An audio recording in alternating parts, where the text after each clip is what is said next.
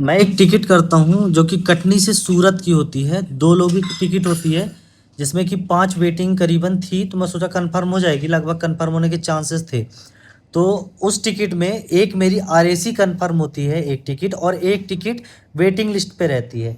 चलो ठीक है, कोई बात नहीं। फिर मैं कस्टमर केयर को कॉल करता हूँ और 139 पे, तो उन्होंने बोला कि आप टिकट को कैंसिल कर दीजिए। ठीक है, जब मैं टिकट को कैंसिल करने जाता हूँ, तो कैंसिल करते समय मेरे को एक पॉपअप मैसेज शो होता है, जो कि ये रहा स्क्रीन में, मैं आपको लगा देता हूँ। उसमें लिखा होता है कि 48 आवर्स में आपका रिफंड आ जाएगा, तो आप चेक कर लीजिएगा एक बार। ठीक है, और ऑटोमेटिकली आपकी टिकट कैंसिल हो जाएगी। ठीक है, मेरा पैसा रिटर्न नहीं होता है। मैं 3 से 4 दिन बाद वापस कॉल करता हूँ और उनसे पूछता हूँ, तो वो जस्ट 11 बजे मैंने कॉल किया था, तो वो बोलते हैं आज रात को आपका पेमेंट वापस मिल जाएगा। ठीक है, ये भी बात ठीक है। फिर इसके बाद फिर भी नहीं आता है, फिर मैं 2-3 दिन बाद कॉल लगाता हूँ। फिर बोलते हैं कि आपको एक आईडी देते हैं, उस पर आपको कंप्लेन करना है, तो मैंने जस्ट उस पर कंप्लेन कर दिया। वो बात भी ठीक है। और इसके बाद फिर मैं एक बार कॉल करता हूँ, तो वो बोलते हैं डायरेक्टली आपका पैसा रिफंड नहीं हो पाएगा। तो मैं उनसे एक वापस से ईमेल आईडी लेता हूँ, और वो ईमेल आईडी रहती है। मतलब इतना बड़ा स्कैम चल रहा है कि आप मत पूछो। अगर आप टिकट करते हो वेटिंग पे रहती है, तो आपका पैसा रिफंड नहीं किया जाता कैंसिल करने के बाद भी।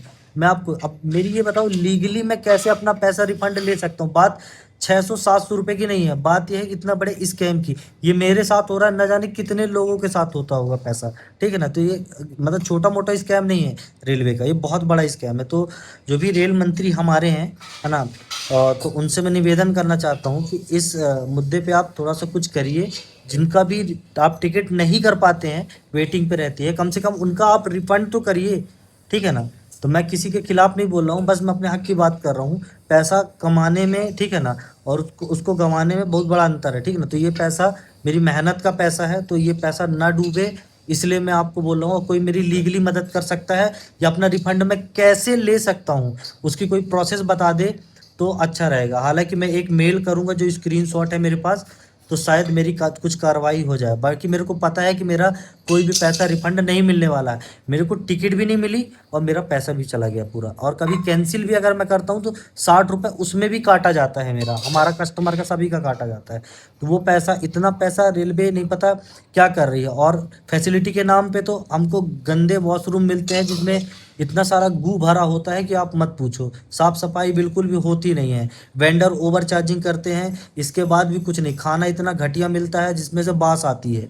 ठीक है ना, तो हमारे जो टैक्स का पैसा है, वैसे तो मैं ऐसी वीडियो नहीं बनाता हूँ बिल्कुल भी, गवर्नमेंट के खिलाफ तो